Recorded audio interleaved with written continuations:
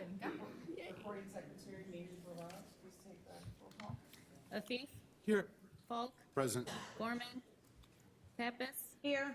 Volpe. Here. Lawson, Here. Hemphill. Here, motion is carried. Can you please stand for the pledge of allegiance?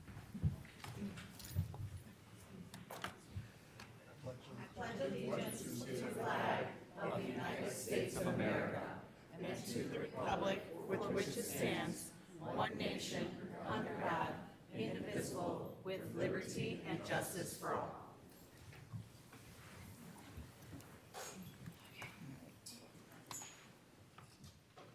Oh, did I skip that one? All right, okay. All right, I request a motion second to approve the agenda. Second. All in favor? Aye. Aye. All right. Thank you, everyone, for coming tonight, and thank you for those at home that are watching.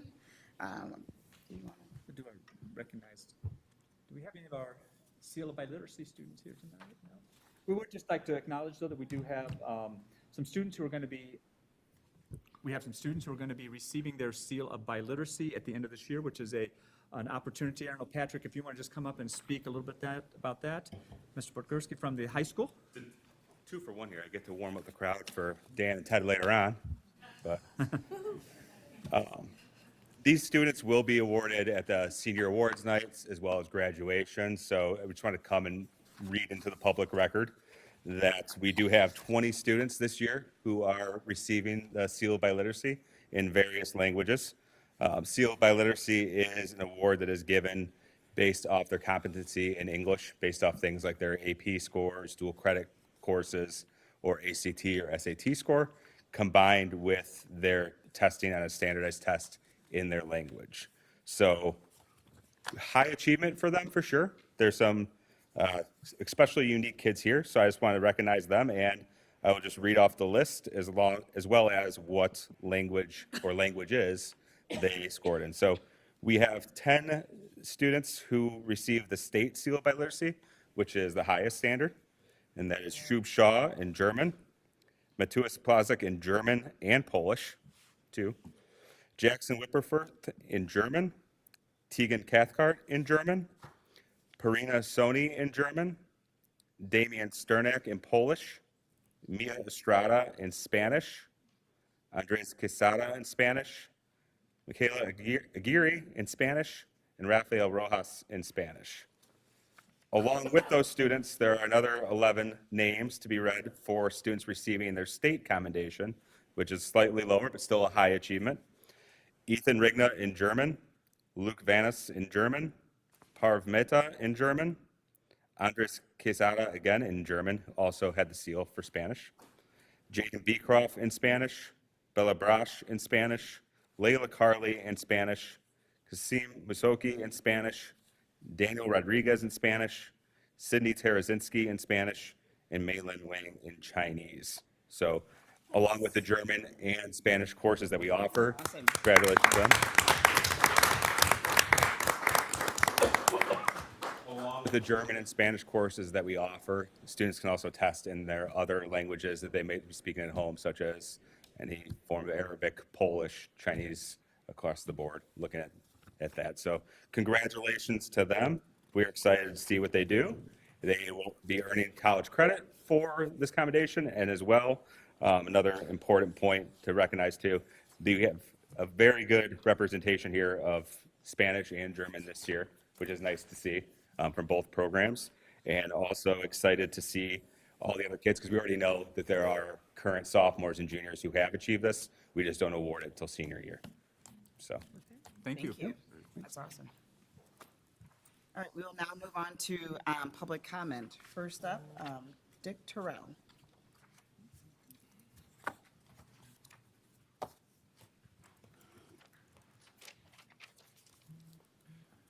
Hello, everyone. My name's Dick Terrell. I live here in the school district. I have for 35 years. My kids went to Central 35 years ago when there were less kids in the whole school district than there are in the high school. And I only retired 6 months ago from working for the school district for 17 years. And one of the biggest things that I see is there could be better involvement of the public, not in decision-making, that's your job, but for input and for knowledge that it doesn't seem, and I'm as guilty as the next guy. I haven't been to a school board meeting in 30 years. But there are situations in the school district that need the public input. I guess I represent the number one biggest group in the school district of taxpayers with no kids in school.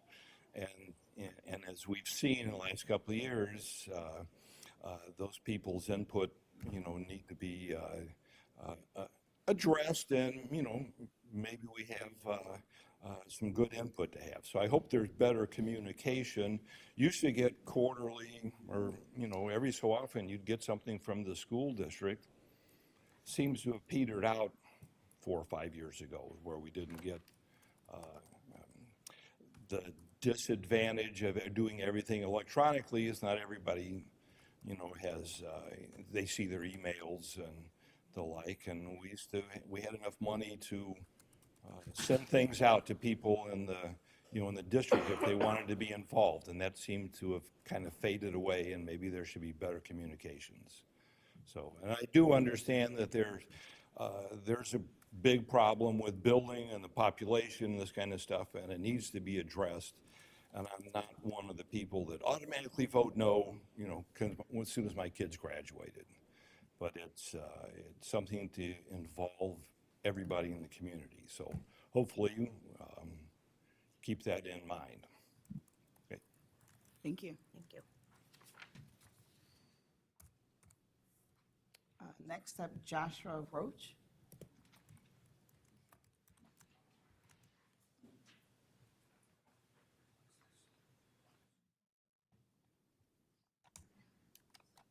How's it going? Sorry, my child fell through, so that's why I have my kids with me. I just want to first off say thank you for stepping up. I know that elections are tough and all that, and you guys get the brunt of everything, so thank you for all your hard work.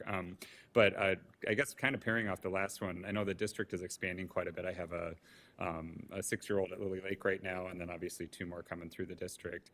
And I know that this district is expanding very quickly, and room is becoming a problem. But with those expansions, I've seen, referendums and, ideas for buildings and facilities.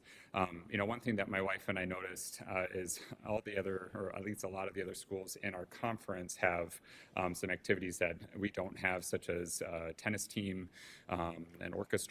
I think those are 2 fairly plausible, and especially if we're going to be expanding a school district, building a tennis court isn't as difficult as like a pool.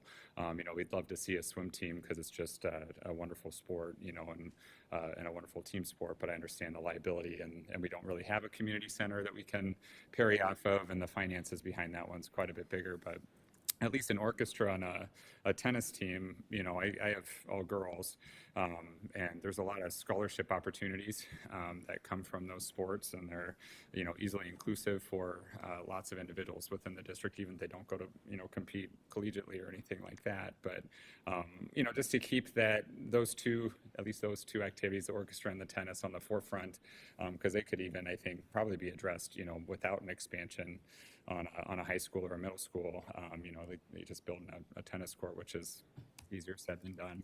And then also keep a swim team, on the forefront as well. There's a lot of parents, at least in the neighborhood that we live in, that we'd love to volunteer to just get information for you guys and try and brainstorm ideas. I know everybody's very busy. I think it might have been 2 athletic directors ago, but I'd sent an email or 2 saying, hey, I'm here.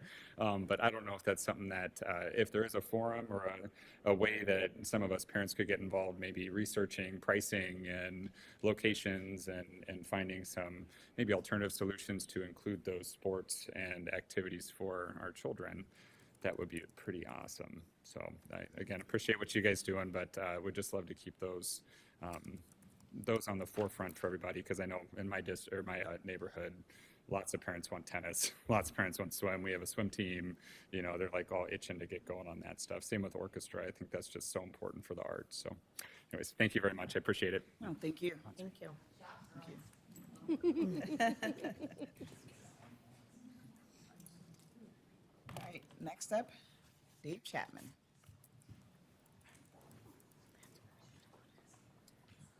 Good evening.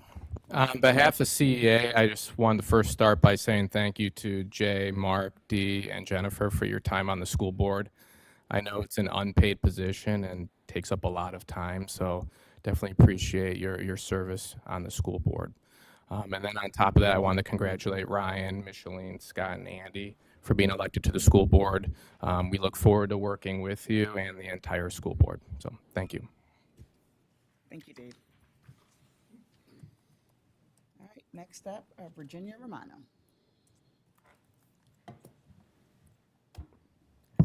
Hi there, this is Virginia Romano. I just wanted to address the outgoing board members that, oh, what do I want to say?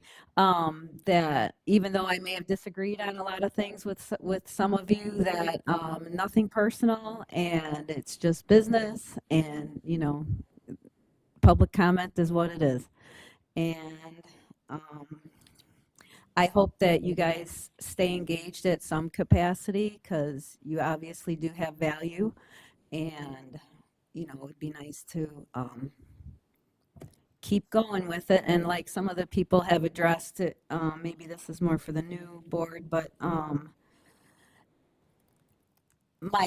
myself have been trying to figure out how to create engagement with people for a lot of different reasons. And I think having, like with you guys, probably doing mailers for some people that don't have internet or aren't on the social media thing. And and I find it interesting because even though has been a lot going on in social media things and that, I kind of heard from a couple of people that were up here that, like, I don't think they really knew what was happening. So I don't know, it's just kind of just a comment and something I noticed. But anyway, I wish you all the best on your endeavors, and thank you for your service. Thank you, Virginia.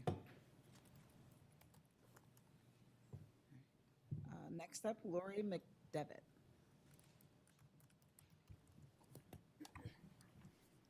Good evening. My name is Lori McDevitt, and I'm a longstanding community member up until COVID. Then I had to leave. I'm also a certified special ed teacher, and I've done advocacy work in the district and in others in the area for the past 2 decades. So I come because I have a perspective, because I've been in many schools and in many districts. And I'm here today to welcome the new school board members. Whoops, sorry.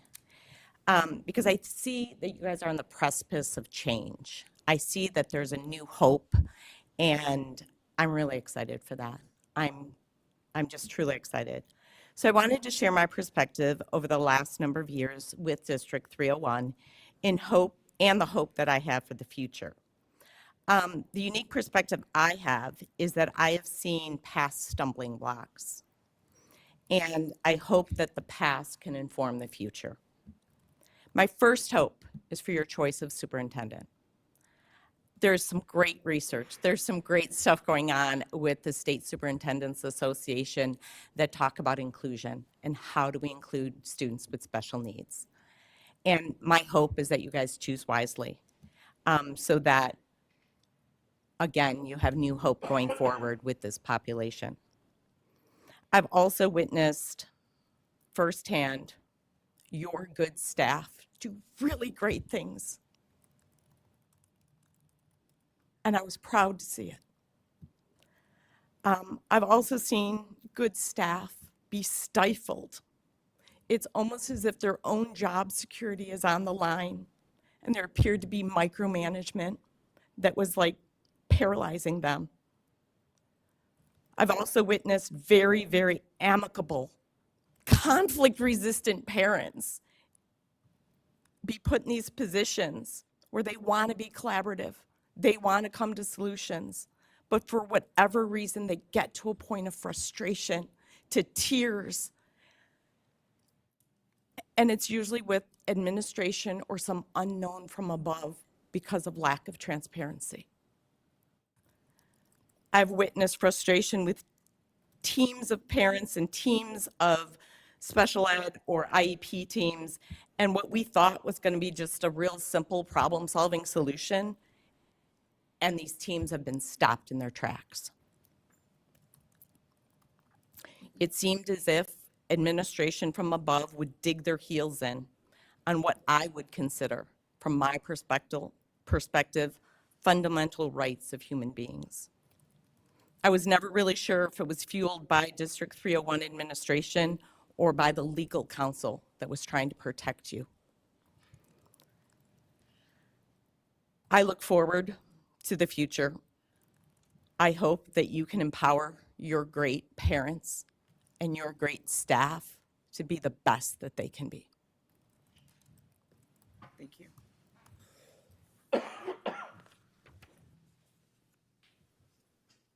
Michelle Dumanowski.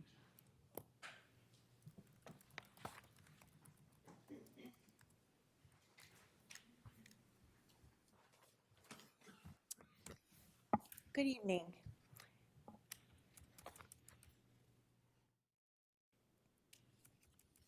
I'm here tonight not only as a concerned community member, but also as a parent of 2 children who have had IEPs within this district.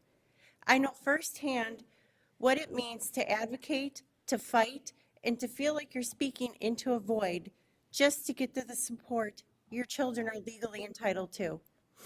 I want to raise a grave concern about a student with disabilities whose rights were violated and who has been silenced, stonewalled, and re-traumatized by this district.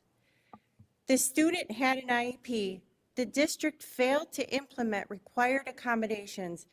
The family filed a state complaint, and the state confirmed multiple violations of the student's IEP and their right to a free, appropriate public education. These weren't allegations, they were findings, and the state ordered corrective actions.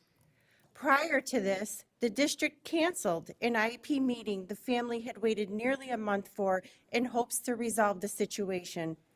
When the family asked why accommodations weren't followed, they got no response.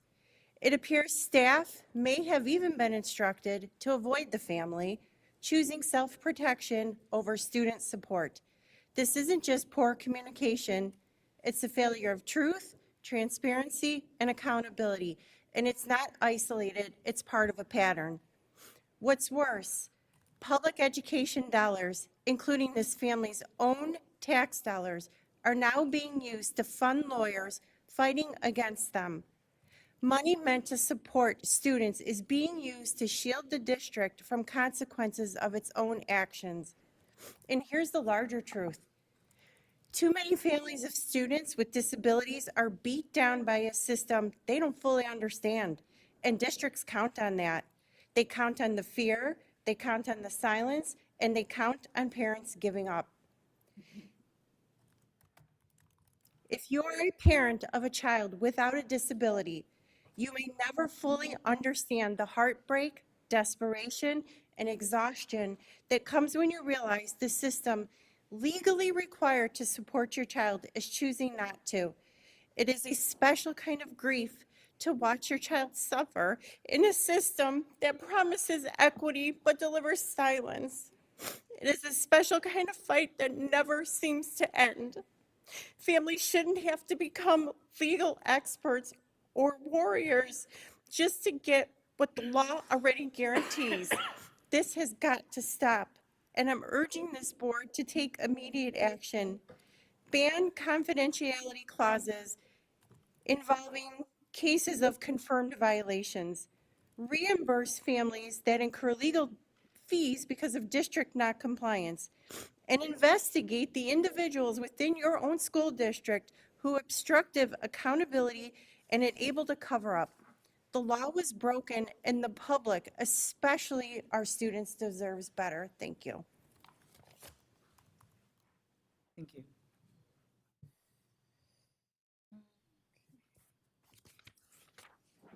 Mike Dumanowski. Oh, okay. All right. That concludes public comment. Motion second are required to discuss and approve the consent agenda. So moved. Second. All in favor? Aye.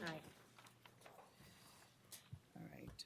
2026, 2027 school agenda. Motion second are required to discuss and approve the calendar for 2026 and 2027 school year. So moved. Second. Any discussion? I just want to kind of bring up and remind everybody, we kind of moved this year and next year because of a survey that was taken, and like 58% of parents wanted the later start date and 43% of teachers wanted the earlier start date. So we're looking at less than the majority of teachers who only wanted the earlier start date. I know a lot of parents like it when we start later in August, and I understand that there's some issues with kind of lining up with our other districts and classes and things like that. It is about a week later. I'd be curious to see as what goes on this year and next year with the later start date, and how does that necessarily interrupt things, or what do other districts around us maybe do in taking maybe a later start date with Geneva and us starting later in the year. Ryan, I know you brought this forward at the last board meeting. I think it had, you guys talked about this in committee. Can you shed any light to this and just some of the discussion? In the committee, there was a lot of discussion on the earlier start date corresponding with some of the programs that Morgan was talking about. And it seemed like the majority that were in the room preferred the earlier start date, as far as the teachers that were in the room, preferred this earlier start date. With some that were kind of in the middle of the road, but there were several that were the earlier start date helped them a lot better with their programs that they were involved in. And do you know where the teachers were, like what level the teachers were at, high school, middle school, elementary, that wanted the later start date? I'll try to remember exactly. I know it's been a little while. I know high school was in favor of having that earlier start date. There were, I believe, all of the high school staff that were there were in favor of that start date, but I didn't see anybody in the room that dissented to that date either. Yeah, I think that typically, and again, this becomes the challenge of a unit district, right?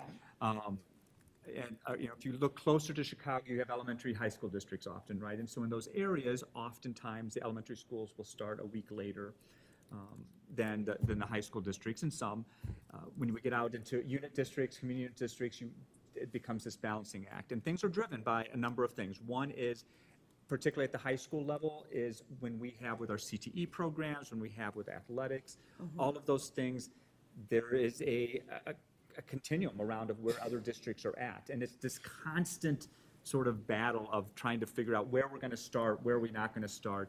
Elementary parents generally want to have that longer time, right? And high school parents, and then as soon as you have a child in high school, now you're kind of like, okay, well, I got to be back for my high schooler.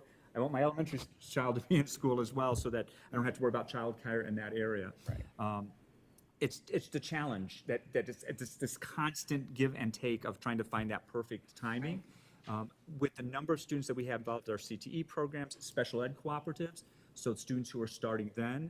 The other thing that which interestingly was a discussion, but was not as big of an issue that kind of came to the table, was when does the semester end? Yeah. People want to have their semester end prior to winter break. Absolutely. Many schools do not anymore, right? Many schools are going past into that January, and they're going into that later time. It really only matters for high school who have semester singleton classes. Those are the class, and we have a lot of those types of things here. So those are another thing that really are the bigger issues that kind of push that schedule. Part of it is when you look at IHSA and when you look at timings of when schools can start athletics. And again, that's not just our district, right? That's across the districts that we play. What are those timings in schools starting? Say if we started the week later, what is the timing for like sports beginning, and what? Start before school, don't Yeah, they right. do. I would have to have our athletic director perhaps answer on that question, and he could come up to the microphone and speak into the microphone. Sorry, Ted. No, let Ted come up here. Let him shine. Patrick already warmed it up. So. Worried about. So the HSA calendar is public. You know, they go 5 years out, and I believe next year our fall sports, every fall sport at the high school start August 12th.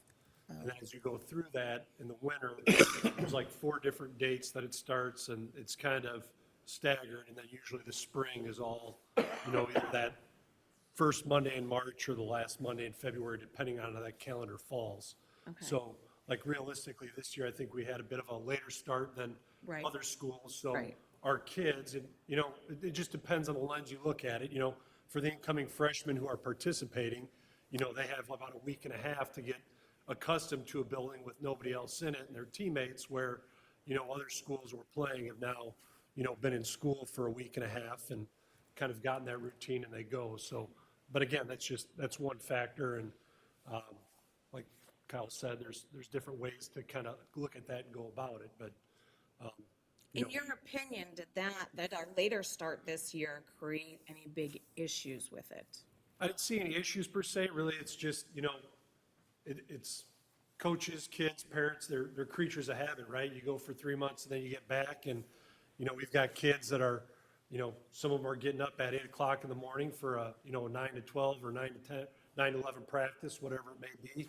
And then you've got other schools that are going through their day and they're falling in that routine of, we're going to start practice at 3, we're going to go 3 to 5 and kind of work that way in. But, you know, with our in-service days and some of our staff, that we're hiring more staff that are not teachers to coach just because we're not having that interest level. So, you know, those kids that are kind of taking the mornings to themselves, and then they're coming in at 3 anyway. So it really just depends on the program.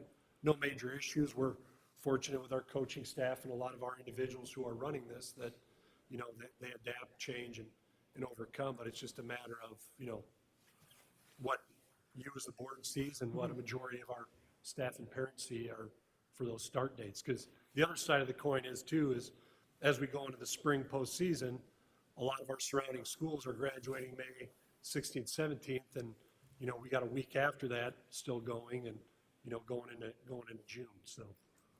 And then there's the special ed cooperatives that, you know, students who are outplaced and going other places, they're going to start school at that time. We've got students who are, again, within the CTE program.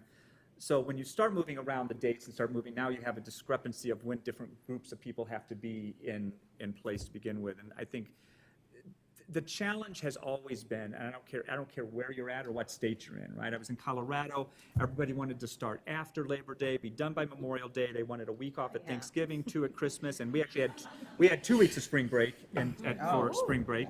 But you can't, right? You can't do that, right? So because there's just not enough calendar days, and so it's never, there is no perfect science to it. Right. It's challenging because people think the weather is nicer. You know, and it's hotter, you know, in the summer. Right. It's hotter in August, so we've had some of those challenges, and we've seen it where we've had to cancel school days, or we've had to make them shorter because of the heat that does happen in August. And that's probably one of not the going factors. right, and probably not going to change it just from a week standpoint, Right. right? I mean, usually it's later in August and stuff that happens, but Well, I think my only question, okay, fine, Ted, yes, you can sit, Ted. Thank you. I see you over there. He's creeping away. I mean, we've heard it from athletics, but Stephen, is there anything you'd add from a curriculum Right, standpoint? curriculum-wise, CTE, Come on what were down. the issues this year? Price What are their is right. issues? Did And it dual work out credit. easily? What? Dual credit as well, if they Well, go to dual ECC. credit, Well, you know, I all think that. there's a couple of points on the academic side that get kind of washed out, and one of them is we still have a pathways program. Yeah. So we have a whole population of students that, you know, we have space and we want to continue offer as many offerings as possible, and we do that through our pathways program. So we're sending kids to different locations. U46, 300. 303 is coming on board, doing a little bit more. We're not sure exactly what program offerings are going to be there, but that provides an opportunity for some of our students who truly need it. The other side of it is our students who are graduating. You know, there's another population of students who are on track for graduation. So, you know, that this concept of semester ending, yes, are there possibilities? But we had a whole bunch of students this year that you know, our end of first semester was not in time for our students to go to ECC. You know, so their next step after, and I'm not trying to speak from the parent perspective that they're frustrated now their kid graduated and now wants to go off to our local community college to continue the momentum that they're gaining. There are other options for them, but just because of the timing for them to get transcripts and all those things, there are some legitimate things, and that's you know, 38 to 45 kids a year. If you need a number about how many kids are early grads, but the alignment to ECC also with our dual credit in our building itself, what I call the H sections. So that is, our teachers are certified to teach some in-house. Their alignment goes then again to ECC's calendar. So when you're talking about their calendar starting and their ending date, and then the second semester, you can imagine there's also these other factors that get into it. So some of that is just academic, and then others of it is transportation. We started transporting kids that were in pathway programs at different times, and then kids that are coming to us, it creates another issue, as you know, Ted's indicating, you know, we're still in session. Now, are those kids still coming to us from other districts? And then what do we work out on making sure that we have the ability to get those students in-house as well? So, I mean, on the academic side, it's a little bit more complex and just trying to do the best we can to support all kids and not create limitations when it's possible. So I would just say aligning to our partner districts does have an impact if we have the ability to do so. It does help kids. So. Do you see that, like, when we made the change to next year's calendar to ending the semester prior to the winter break, that's going to make a different impact for, you know, kids who That's going graduate to make a difference to the ECC students who are going to go in all of our dual credit alignment across core and CTE. Okay. Period. The shift in semester, meaning number of days, then you get curricularly into how many days in a semester versus first semester, second semester. I'm not saying they have to be the exact same number of days and hours, because that's really very difficult to do. But by trying to create some semblance of balance, you're able to do that. And in normal circumstances, our second semester is normally a little longer on days, but that is because of some of the state testing and stuff that does make up the calendar, which is all considered into our calendar creations. It's not just per se straight number of hours in a class. We just got done with pre-ACT and ACT testing. Those days, we also, when we're talking calendar and creation, we're thinking about all of those things as well that have impacts on the academic time that we want our kids to be moving forward. So I would say just the number of complexities that go into that is pretty big. Yeah. And so I appreciate the conversation, but I think that early or late start probably is more on the balance side of the difference between a first semester and a second semester, especially on our semester classes that, let's say, we're offering the same curriculum, for example, first semester, and then you're thinking about mirroring it second semester, and let's say you have 15 days different.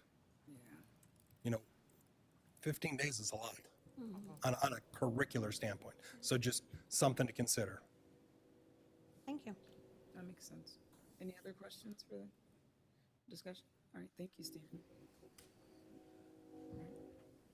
Okay, yes, Mandy. Train's weighing in. Volpe? Yes. Yes. Lawson? Afif? Yes. Falk? Yes. Pappas? No. Hemphill? Yes.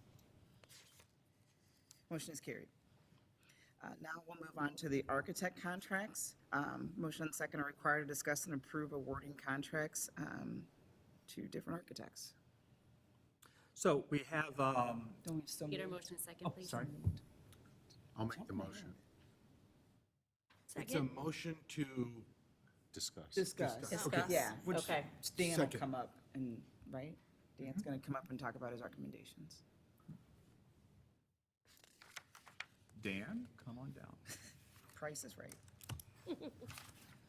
So as this board has taken a part of the architectural interviews, and you've seen different groups of architects over 2 different meetings. the process had started in one direction, and then as the board got involved, kind of took a slightly different direction to that part of it.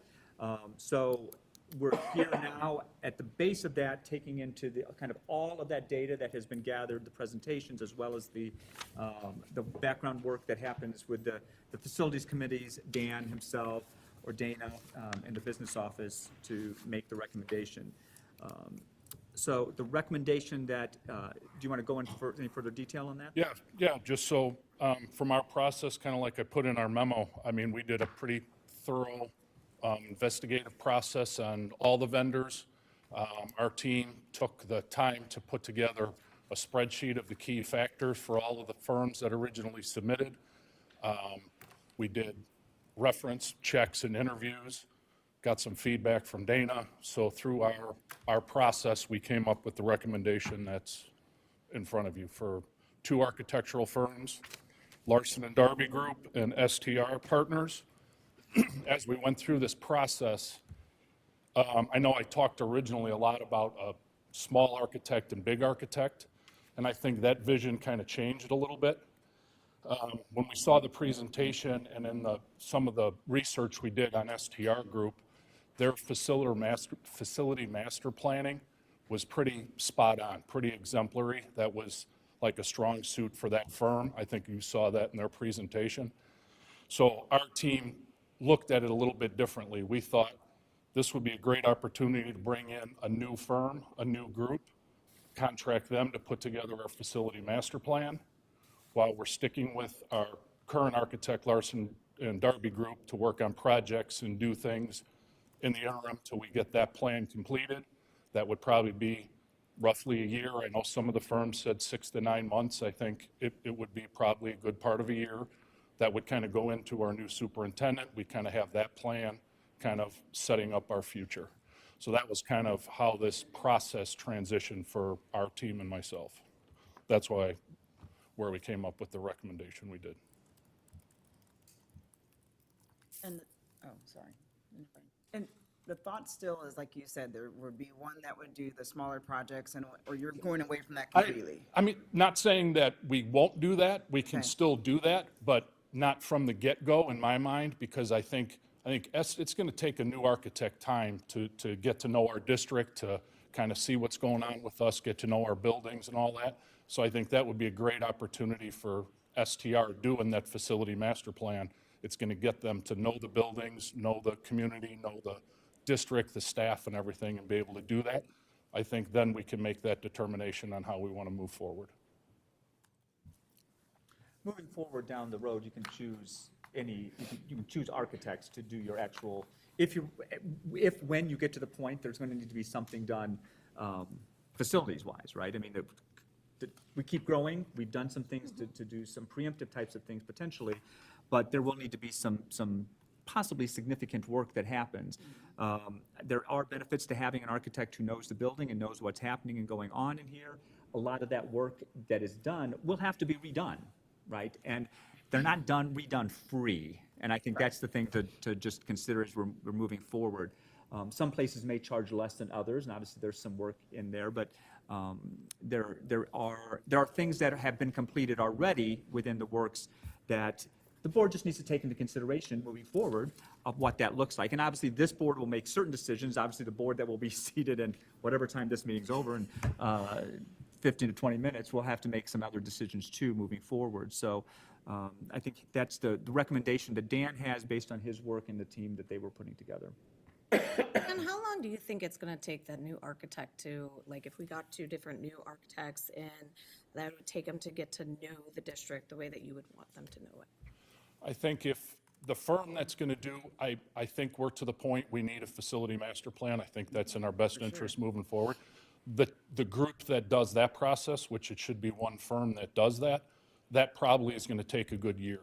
They're going to definitely, if we were to go the route of have 2 different architects, I think it's going to make it very difficult for a second new architect to be able to learn at that same rate. Because I think it's going to muddy the water. If we're going to go that facility master, we want one firm to put all their resources into that, their planning into that. I think mixing 2 firms to create that process and create that plan is going to muddy things too much. I think we want one firm to focus on that, and that firm's definitely going to have the leg up on learning the district and understanding through that whole process.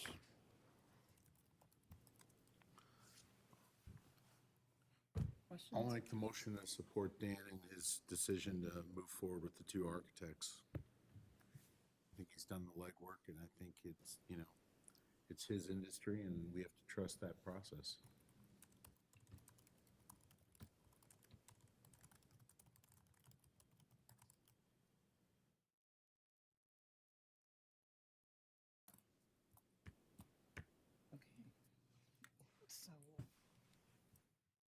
So that was a motion to Accept. accept the Yep. bid of Larson Darby and We don't have STR a- Partners. Yeah, So if there a second, is what you need to doesn't ask. sound like there's a second. No, there's no second. So if there's not a second. Yep. Thanks, Dan. If there's not a second, then the board has the right to call another motion to name Another architect. another architect. I do have one question before we get to that. The question is, when we pass a motion for selection of a firm, at that juncture, we're saying we want to negotiate a contract with that firm. Is that correct? Dan, do you want to talk a little bit about what that looks like? Now that he sat down. No, we just, yeah. We just has to address. So these professional services for school districts, you do an RFQ, so we're selecting qualifications. At the point in time the board chooses a firm, then we would be talking finances and contract with that selected firm.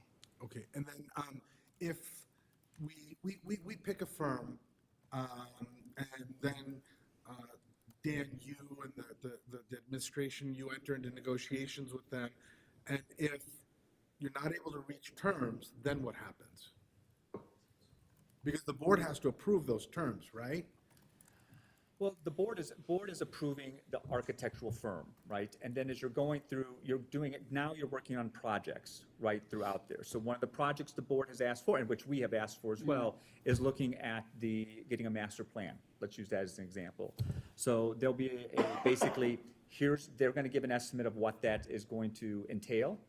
And then for transparency's sake, we wanna make sure that you know what that's going to end up costing, right? Or a range of what that's going to end up costing. And then that's where that would come out for board approval of, yes, this is the plan that we want. And we recognize the cost that's going to be. Now, this board wouldn't do that part, right? Obviously, but then the next board would do that aspect of it.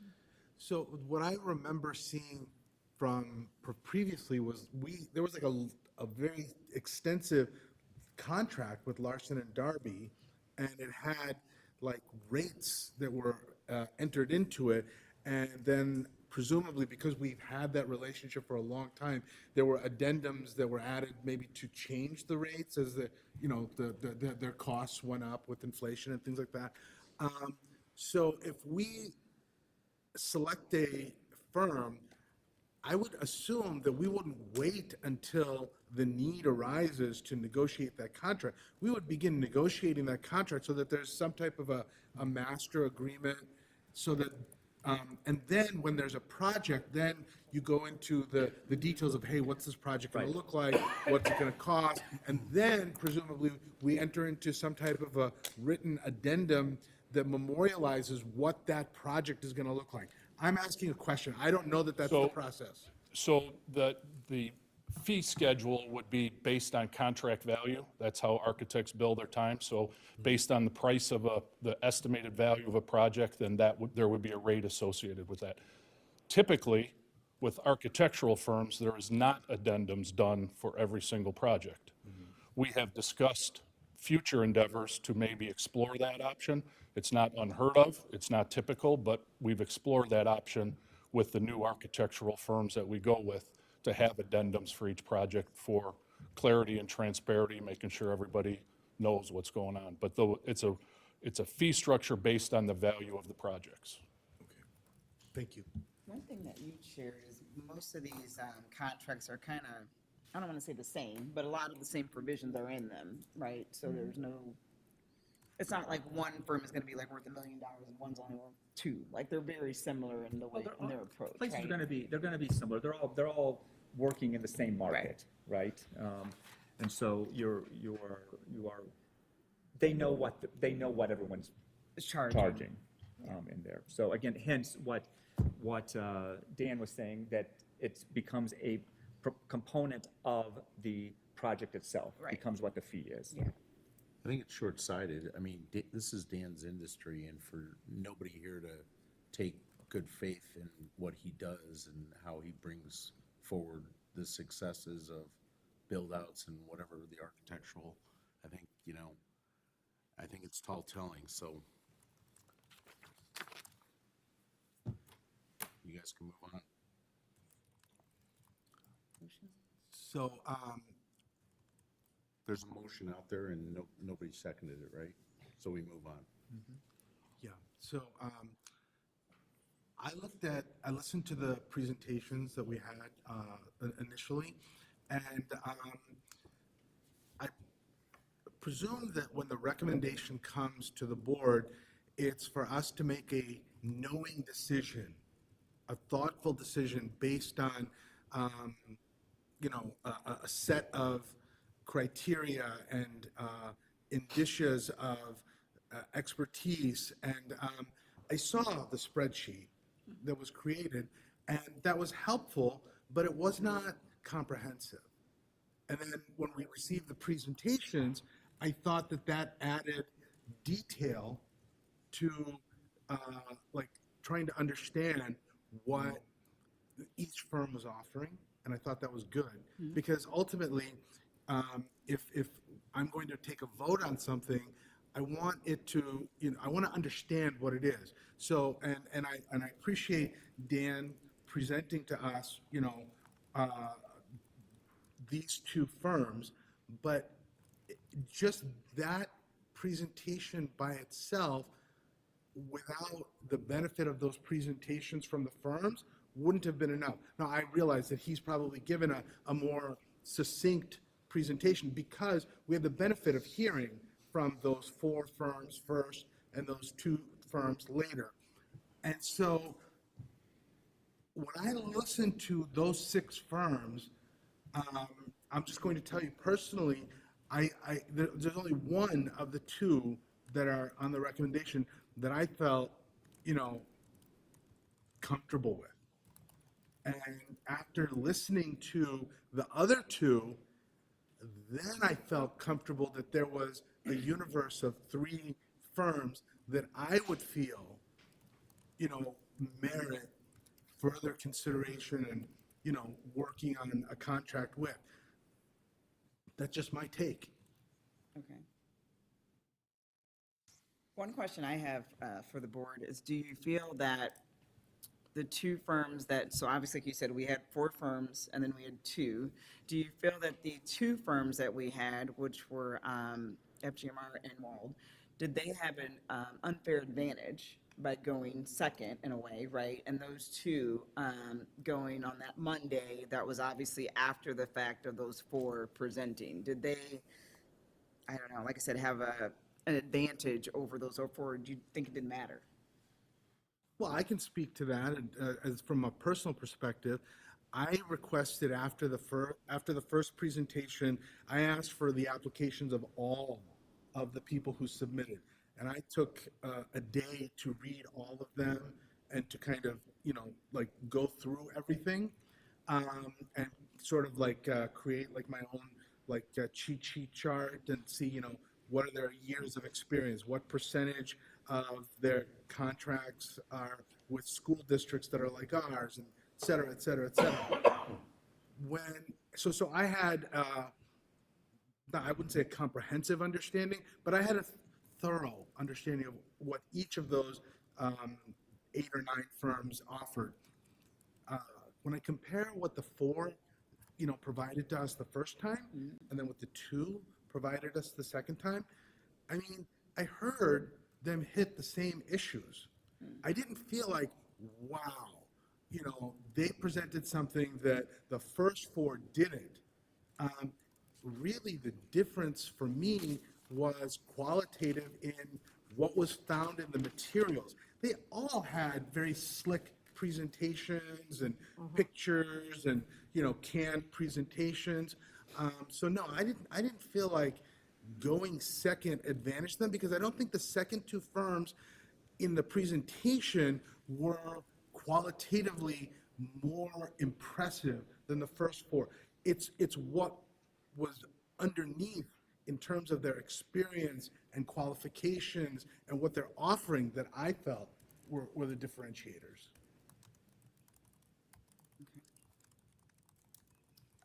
Morgan, Brian, I know you guys are at the meeting, so any ads? I won't say that as eloquently as Jay did, but yes, I had the two firms that came in afterwards completely blown us away and answered all the questions that we had asked in the first presentation in their presentations. Then I might lean to the fact of, yeah, they had a huge advantage because they took everything that we asked in the first set of interviews and covered it to it extensively in their presentation, but they didn't. Their presentation was very similar, like Jay said, to the first presentations, and we weren't looking at how flashy they were when they spoke to us. We had I think all of us individually had criteria that we really wanted to see presented to us, and the second two, in my opinion, didn't completely blow the others away in presentation. So I don't feel like they had an unfair advantage, or if they did, they didn't use it to their benefit. Okay. All right. Do we want to put forth a motion for other firms since? So are we making a motion for just one, or like, do we, I think we can make two. how do we want to do this? I think we do I two. think it would be good to go with two. I agree with Dan that having that option with two different firms as architectural firms is better than just one. I would agree. Well, I mean, I before I make a motion, because I don't want it to go on and on, but Right. I like Wald I did too. I agree. and I like STR. I agree. I agree. All right, well, then I move that we select Wald and STR. I'll second.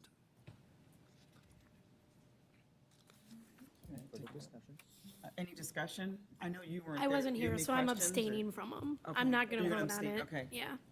Any questions or discussion? All right, Roll call. roll call. Watson, Yes. Afif, Yes. Falk, No. Pappas, Yes. Volpe, Abstain. Hemphill. Yes, motion is carried. All right, now we will move on to committee reports, CCC. Curriculum Director Brookmeyer will provide an update for the curriculum. Oh, Ryan's gonna do it. So yeah, You're gonna do it together? and I will not do it as nicely as she will do it. Can you do it like Shane, though? No, not even close. He's It's going to got be it. very choppy. I apologize. So I had the privilege to go to the CCC meeting before this meeting and kind of hear all the things that they're working on. It sounds like they're working on expanding a lot of the programs that we currently have and making some improvements. I think one of the more impressive things that I noticed is we ran out of time because of all the discussion that was going on. And I thought it was really interesting and helpful for me, for someone who's new and trying to learn this stuff, to hear all the different questions that are asked and to hear kind of like the brainstorming that goes behind these curriculum meetings, and to know that, hey, this isn't something that just is very just loosely thrown out there and we change things. It's something that we're actually listening to each other and really working hard to find the best thing that for our kids and for our district. So it was really nice to be a part of that. Is there anything you'd add, or he did a great job? He did a great job. Ryan? I was there, I agree, he did a great job. This guy. All right, we'll move on to old business discussion, facilities update. Director Holloway will provide an update on construction and maintenance projects in the district. I'm going to have Ted come up as well, because they're Oh. going to share a little bit of some of this, so. Oh, okay. Come on forward. Let Dan go first, though, Ted. First that they go This is a together? first that they're Oh, together. my goodness. Just from construction updates, so mobiles for country trails are ongoing. We're looking and expecting delivery around the week of 4th of July of those units. Then probably 4 weeks or so to get them placed, build our connecting link and get that all set up. But we're still on schedule to get that going for the start of the school year. And then the roof project will be our other project for the, well, you just wait, yeah. And then our HBT roof project will be the other major project for this summer, so. That's an additional 4 moving. classrooms, right, on top of the other 4 100%. classroom modules we Absolutely, have? yep, Okay, yep. so 8 total. Yep. So the thing I want to jointly have them talk about is a little bit the scoreboard part, if you want to. And he'll get out of your way, Ted. My illustrious partner has got this great plan to kind of simultaneously update the high school scoreboards and then utilize the old scoreboards over at Central Middle School to update that facility.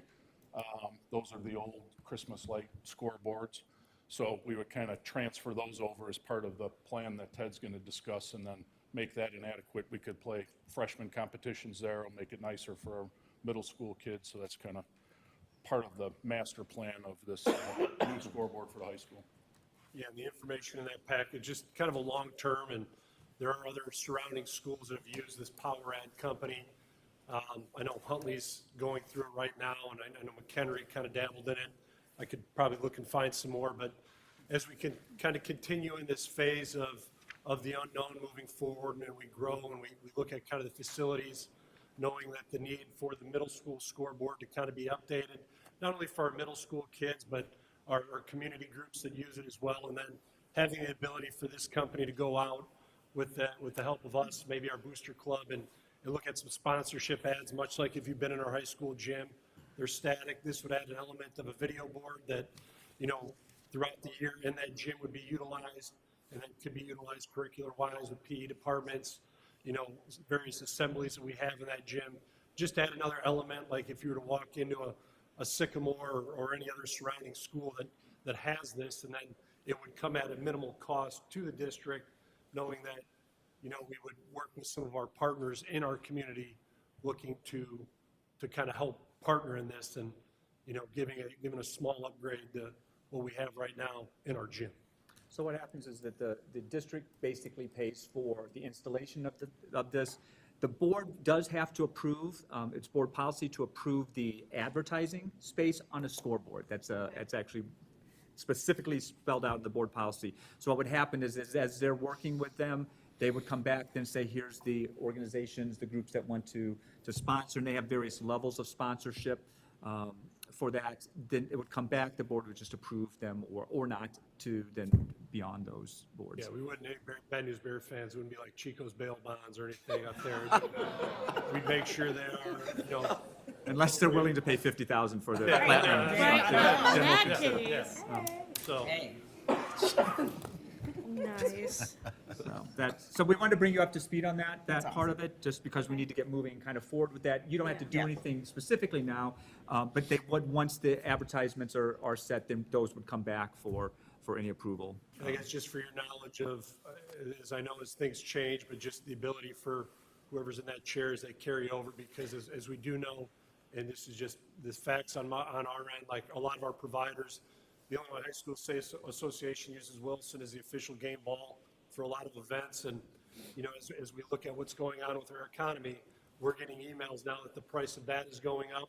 When you look at a lot of where these products come from and where they're built and how we do it, trying to be able to capitalize on this now instead of, potentially kicking it down the road and seeing where we're at. And like I said, obviously if the need wasn't there, we wouldn't be bringing this, but even though I know who may be in the chair and coming along, and just to be able to set the groundwork so whoever's next will be able to kind of pick that up and run with it.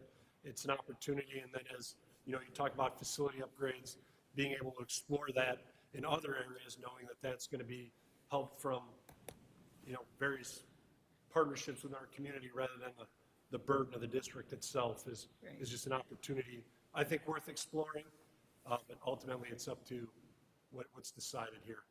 Oh, that's awesome. You said it would be installed this summer, like if we. Well, no, we would go out, we would work with our current booster club and just kind of get a list together, allow that company to kind of go out and start having some of those conversations to kind of see where that lands, and then kind of go from there.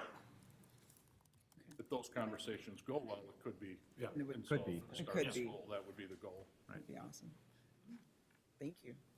Anything else, Ted, for you from athletics? Ted? And then Dan will step aside. Oh, yeah, Dan. No, he's going to step aside. Yeah, he's- So, I just wanted a quick update. Video board was one of them, but we are in our spring season. Believe it or not, it was another windy day out at Rocket Hill, blowing straight out for JV baseball, straight in for varsity softball. But a big thank you to Dan and his crew. I know we've got a new batting cage for the girls out there. Despite the rain and the weather, our fields are in great shape. And you know, our participation numbers for the spring, again, are through the roof. Yeah. We are continuing to grow, and as much as I know the gentleman has two young ones, and he just left, I do know a lot of people have come to me. Girls flag football is emerging, tennis, swimming, those are all things that seem to be brought up. And I would caution you that adding in the best interest of the kids is great, but I do think there are some space issues that need to be solved at the high school before, you know, you just kind of put some in. Hopefully as we go down that path, we've got a lot of sports right now that, as you talk to our coaches, I would say are understaffed currently of what we currently have, taking care of that before we kind of broach. I know when I started, we inherited bass fishing, lacrosse. Those were all awesome, but we're running into some space challenges with lacrosse as we continue to grow. So all for adding, but much like, you know, you as a board, you know, figure out the facility upgrades and where they're going to go.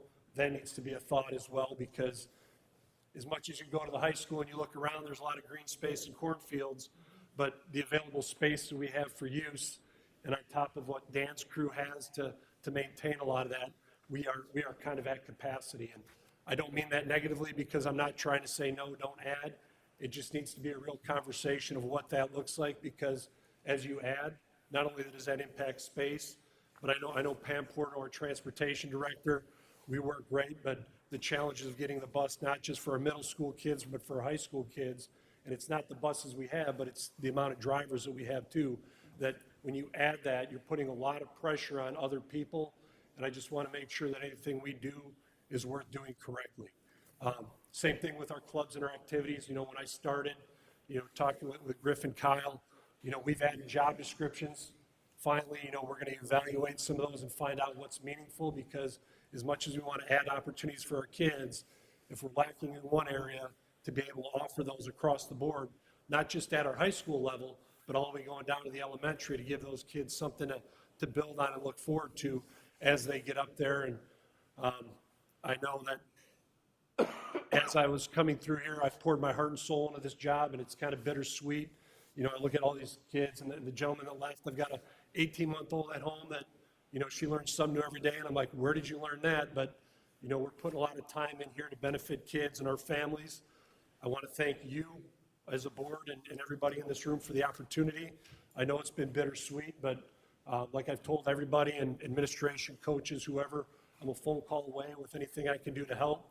But I hope nothing but the best as we go forward, as I kind of look at my final month and a half here. But again, I'd be remiss if I didn't say thank you for all the support in moving that needle that we did, despite all the challenges. And hopefully, you know, whoever takes over and as we go forward, that continues. But know that you'd have my support and help in anything I can do. But I just wanted to make sure you heard that from me prior to anything else. So thank you. And thank Thank you. Yeah, thank you Yes. for everything. We appreciate you. Thank you again, Ted. All right, we'll move on to new business. Any agenda items for the next board meeting that you want to suggest? Probably most so for, right, for Ryan and Morgan, anything you want to add? I'm good. I'm good. Are You guys good? I'm good. All right. All right, next up, recognition of outgoing board members. So, Superintendent Schumacher. yes, I obviously, I have been here maybe 18 days, than most of you, if you take into the actual days that I've been working. But I do want to thank you for the opportunity. It has been certainly interesting, and and honestly enjoyable, I will say, right? This is my first interim gig. If Griff was here, he'd be talking forever. Oh, right? man. I'm much shorter. He's talking right now. He's Yeah. talking now. Yeah. He's watching at home. Griff, you're watching at home. Saying something. He's saying something. But it really has been a pleasure working with him, but it's also been a pleasure working with all of you and getting to know each of you here. And so we have just a small gift, acknowledgement, a thank you. And so I'm going to open one up. I'm going to open up Mark's because you're right here on my right hand. So, There you go. That's why. We want to thank you for your time. Okay, we should have opened these up before. Is what I'm realizing. My next two I things. checked them, I put them together. She just, Oh she my just God, said that that's they work. funny. They say something nice, and I'm not sure I can read it. They have your name, so you can't sell it. Don't, if you're going to put it in a Goodwill, if you're going to give it to Goodwill, do it some way away. Okay? But because I've gotten a bunch of these too, and like all of a sudden, I'm like, oh, what do I do with these now? That's like 20 years later. But they're always nice. Thank you for your service and commitment. On the Central 301 community, school board member 221 to 225. So, Mark, you get yours first. Thank you. Thank you. And each of you, if you want to say something, I'll say you can something. say something. So, you know, I just jotted some notes down. So as I step away from the position on the school board due to the recent election, I want to take this moment to express my gratitude for the opportunity to serve the district and the community over the past 4 years. Throughout my term, every decision I made was guided by a core principle, putting the students and teachers first. I approached this role with integrity and thoughtfulness, and asking the tough questions that always made me well informed for the decisions that I made. It's been an honor to advocate for the educational excellence, equity, and well-being of every learner and educator in this district. To my fellow board members and administration staff and broader community, thank you for your collaboration. I'm not stepping away from the board, you know, without letting you know that I'll continue to fight from the heart and hope that the dedication and opportunity helps me put everybody first, especially the students and teachers. So thank you for this time and opportunity. Thank you. Start to listen. Jay, Afif, I won't open yours, because that way you can, it says the same thing except your name is on it. But thank you for your service. Thank you very much. You can feel free to say something if you want to. Thank you very much. Nope. Short and sweet, I didn't have time to relax. Don't Get sit down. comfortable. I was the shortest. And Jennifer, thank you so much. Thank you so much. I will do short like Jay. And then finally, Dee and Morgan, who I met first. Dee, who has been my constant travel home phone call companion. And so thank you for your service on this. And I know we'll continue working together through the Education Foundation, Yes. which we have a meeting tomorrow night. We do, 5:30. And so, thank you. I didn't rehearse this, probably best, right? So I just want to thank you all as a community, teachers, staff, administrators. Obviously, you know, as he said, I'm not going anywhere, but this has been a pretty enjoyable experience. Even some of the dissent that we had, you know, we had disagreements, we had agreements. For me, it was all just learning and knowledge that I'll take away from it. So I just want to thank you all for your support. And as I said, I'm not going anywhere. I'm here for the kids. I'm here for you guys. But thank you for all of that. Thank you all. Thank you. Thank you. All right. So, Yeah. information. Okay, information items. The enrollment report, it was included in your board packet. The FOIA report as well was included in the board packet. We already talked about the scoreboard. Thank you, Dan and Ted. So I need a motion, second or required to adjourn. Oh, geez. Scene die. It's time to go. Move to adjourn Sendai. Second. All right. All in favor? Aye. All right. Thank you, everybody. We will start over in Yep. a second.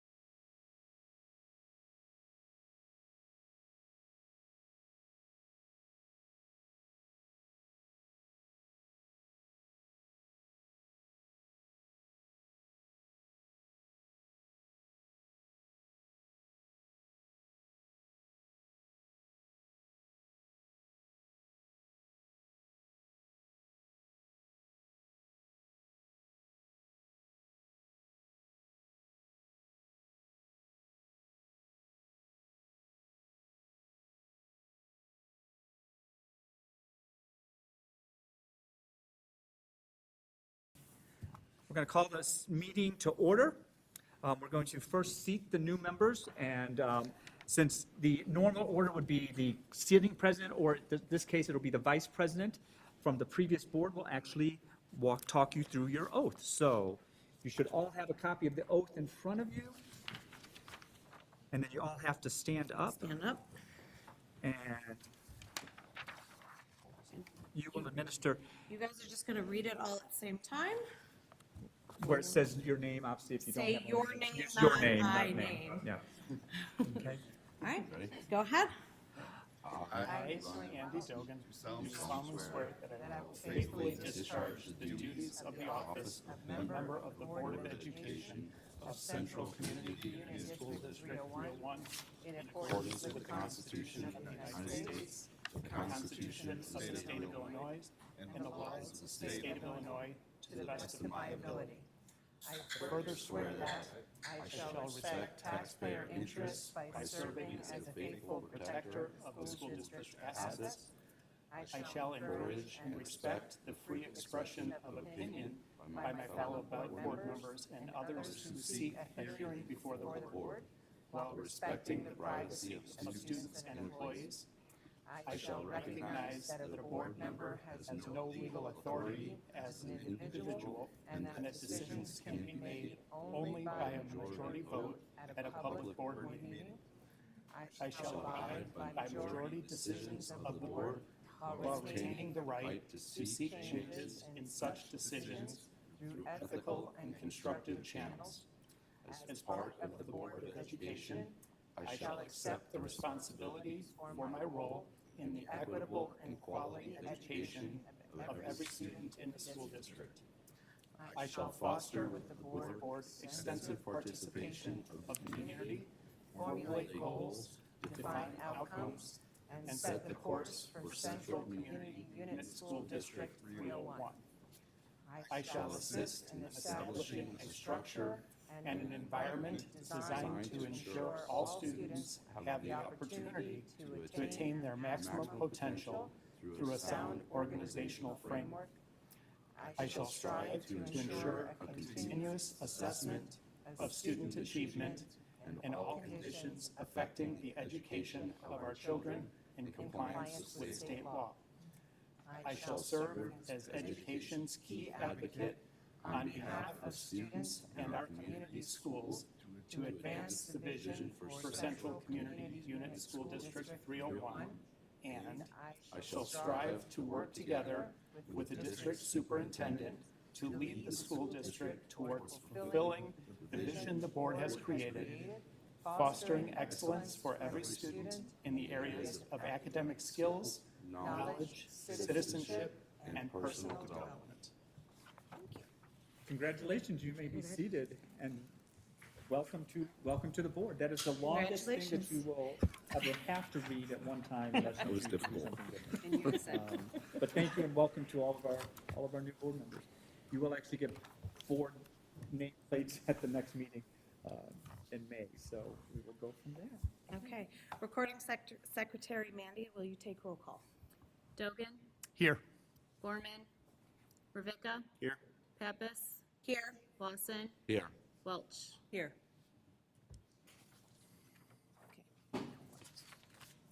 So at this time, we have to reorganize the board. Obviously, there's new members that are on here. The current, even vice president, et cetera, no longer are in effect. So at this time, you are going to nominate a president pro tem. We need a nomination for President Pro Tem in reorganization. Okay. I'd like to nominate Morgan Pappas as President Pro Tem. Second. Okay, congratulations. Oh, okay.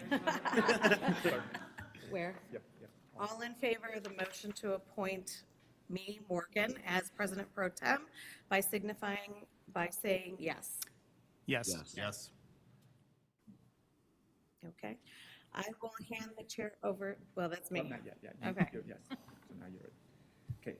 Okay, nominations are now in order for the office of president. Any nominations? I nominate, I'm putting it right here. Ryan, sorry. Do we have a second? I'll second. Okay. No. So Ryan is nominated. Are there any others?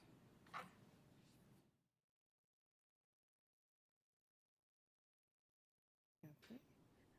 Ryan being the only candidate nominated for the office of president, and the chair hereby declares Ryan elected by acclamation and directs the recording secretary to so record in the minutes. Hit it one last time. It's your last Nah, it goes time. to him. It's your- God, I'm This- done with that. this might be a mistake. I'll take it away. Yeah, you get too wild. We need to babysit that. Okay, so now.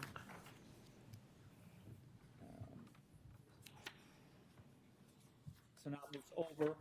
Read this. Okay. Nominations are now in order for the office of vice president. I nominate Morgan Pappas. Do I have a second? I'll second. Just read that. Okay. Morgan Pappas is nominated. Are there any others? Are there any other further nominations for the office of vice president? Okay. Morgan Pappas being the only candidate nominated for the office of vice president, the chair hereby declares Morgan Pappas elected by acclamation and directs the recording secretary to so record in the minutes.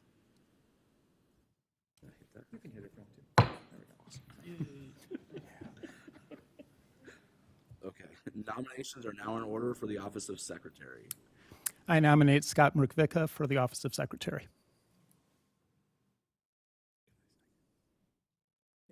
I'll second. Scott Rebecca is nominated. Are there any others?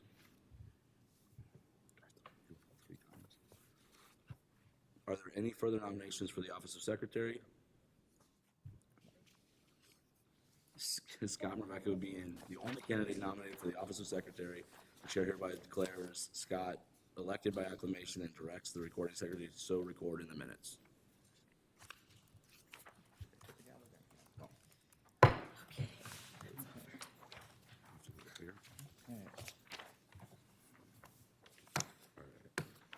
So, in your packet, in your information, is a list of the committees that have board participation. The committees that are currently listed, and the current members that are currently on there. So, if you are interested in any of these between now and the next meeting, please let Ryan know, and then he will work with Mandy and Griff or I to get you on there. This will also tell you when they meet and kind of what times they're meeting. Just know that most of these meetings, actually I don't think any, meet during the summer. So most of them are not meeting in June, July, and August. So just that makes a difference on anything. And if you have any questions about them or what they do, you can give anybody. Obviously you can give Morgan a call. Ryan has been on. Came to a DLT meeting and you came to a CCC meeting, so he's now an expert as well. So but feel free to give us a call if you have any questions about what those committees do. The next order is going to be for your school board meeting calendar, which is also in your packet. And this is really the main thing that you do for at this meeting. This is your action item. These are the meetings that we have. Generally, they are on Mondays. You'll notice January and February are on Tuesdays just because we're off on the Mondays prior to that. These are the regular scheduled meetings, and this is what's posted as regular scheduled meetings. We do often have special meetings that will come up. Clearly, there's a lot of things that this board is going to be working on, which number one will be hiring a new superintendent. And that will have to start happening as far as getting deciding how you're going to do that. You're also going to need to be filling the 2-year position that was vacated by Ryan moving elected into the 4-year position. So those, we'll talk about that a little at the end. Those are some of that are there. And at various times there are often special meetings that are called. Griff or I will always call up and try to get at least, we have to have a quorum here, but we try to have those meetings so that we can continue the business of the district. So right now, you can go on to your event reading then. So for the approval of the school board meeting calendar, I request a motion and a second to approve the school board meeting calendar through school year 2026. So moved. I'll second. Voice vote. And you can do All in favor? all in favor. All in favor? Aye. Aye. Motion passed. Okay. So the final in your packet is filling school board vacancies. As of today, we now have vacancy on the board. So this tells you a little bit about the process in there. This is the school, the policy that's involved with that, 2:70. You have 60 days, 60 days to fill that. Mandy will be calling the regional office tomorrow to let them know that it exists. We have 5 days to do that. She'll take care of that tomorrow this week. We then, after that, you will see kind of pages. This is kind of an exhibit checklist for how you go about filling that. So one of the things that we'll need to do, and again, Ryan will work with Ryan on communicating this out to you, is to set up some times and the process of how you want to do that. We will need to get it posted, and so with that, we'll need to know who the applications are going to, and kind of timelines, if you're going to run interviews, et cetera, how you're going to do that. So my suggestion, kind of take a look at this stuff, and then over the next week or so, we will need to get it posted, hopefully by next week. That'll give us time to then, within that 60 days. Technically, you have until the June board meeting to seat them, but they would need to be seated by the June board meeting at the latest. Okay? So any questions about that? Okay. Public comment. Okay. Just 8.5 minutes to 3 minutes, okay. yeah, and you've got 2 of them. For public comment now, PK Parek.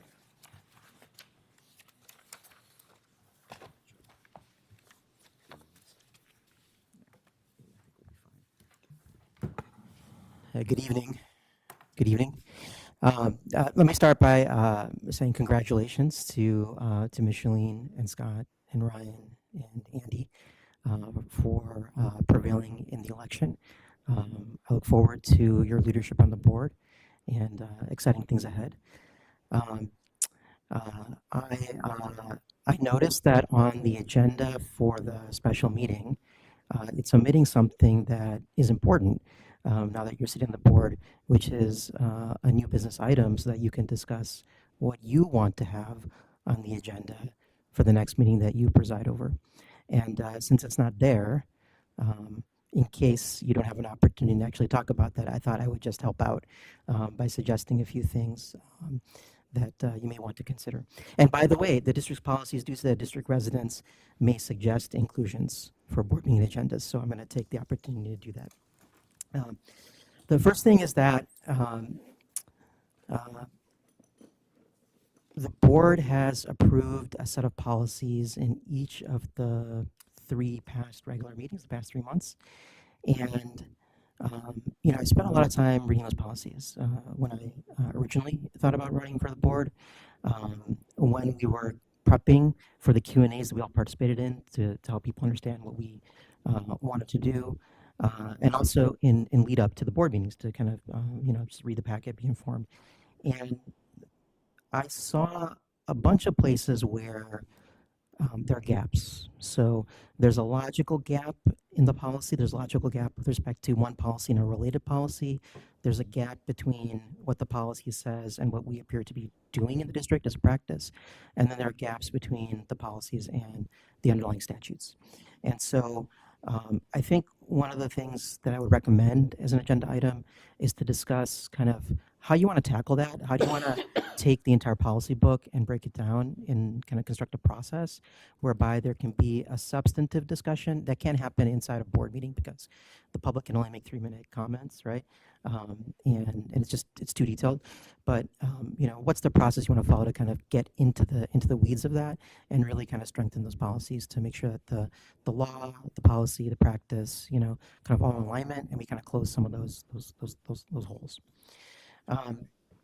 The second thing I wanted to comment on is that, well, I'm glad, Dee, that the architecture firm selection moved off the consent agenda into the regular agenda, and then there was a discussion. And I was also happy to see that it kind of shifted towards STR and Wold in the end of that conversation. I wanted to also suggest that the new board consider having a third firm, whether it's one of the ones already presented or another one.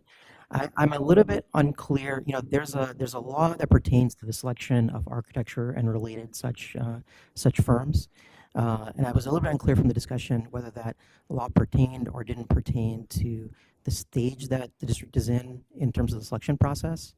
But that law does sort of have a provision that says no less than 3 firms are selected prior to the contracting phase. And so if that applies, we should do that. If it doesn't apply, maybe it's still just a guide in terms of how to do something in a way that is more in line with typical, how organizations typically operate. I also think that, while Larson and Darby was not selected, there are a number of things for the board to discuss and consider related to Larson and Darby. I know some of you up there know much more about this than I do, but in particular, with regard to the FOIA request on the district's contracts with Larson and Darby, it was unclear whether or not there was a properly executed countersigned agreement between the district and Larson and Darby related to the plans constructed for the new high school, and I think also related to some of the actual work that was done over the past, however many months or years. And so there are still things, I think, to address with Larson and Darby to mitigate risks to the district, and those things can still be done, right? Those things can be cured. So that, I think, is a good topic. And then I think the third thing I would suggest, and I have many more, but the third thing I would suggest just for time is that, you delve into the topic of staff retention and satisfaction. A lot of people are hopeful that the change will bring good things, right? And it's important for that momentum to carry through over the course of the first meeting, the second meeting, the third meeting, and people see that momentum really come to fruition. And given that we have such low teacher retention, I would suggest that that's third topic. Thank you. The next one, Virginia Romano.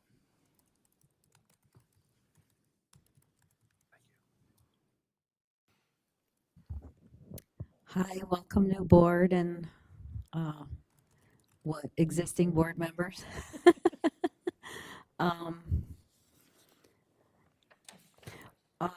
Let's see.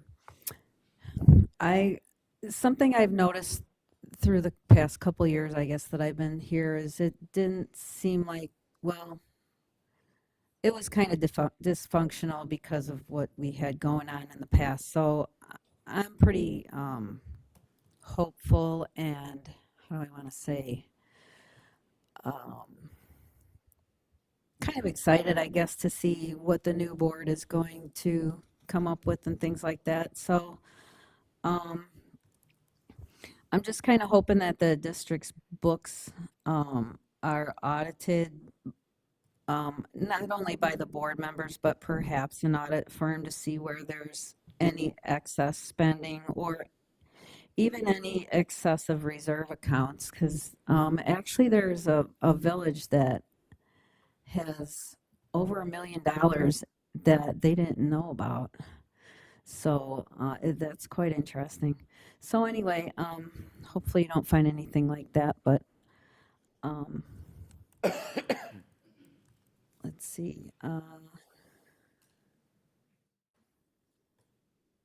And with staffing issues, I'm also hoping that's going to be relieved with the exit of the superintendent. And because it has been said that the staff, and the teachers have endured a lot and has been it's more been an environmental issue than I think a pay and benefits thing. And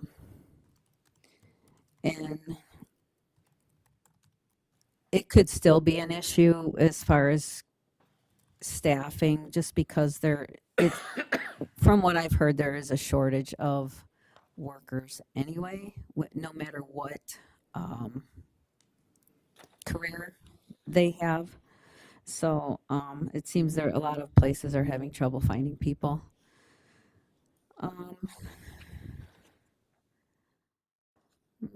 I think that was all.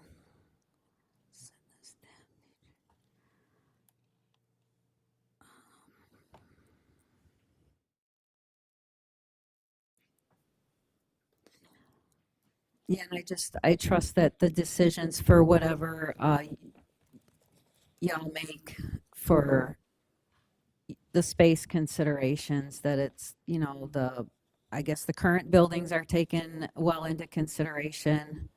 And hopefully we only need to add on to those buildings and not have to build a brand new one. But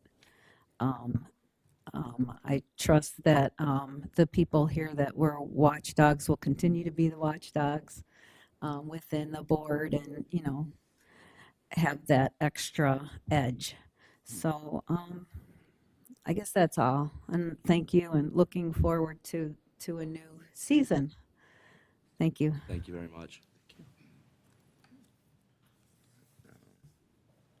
All right, I need a motion and a second to adjourn.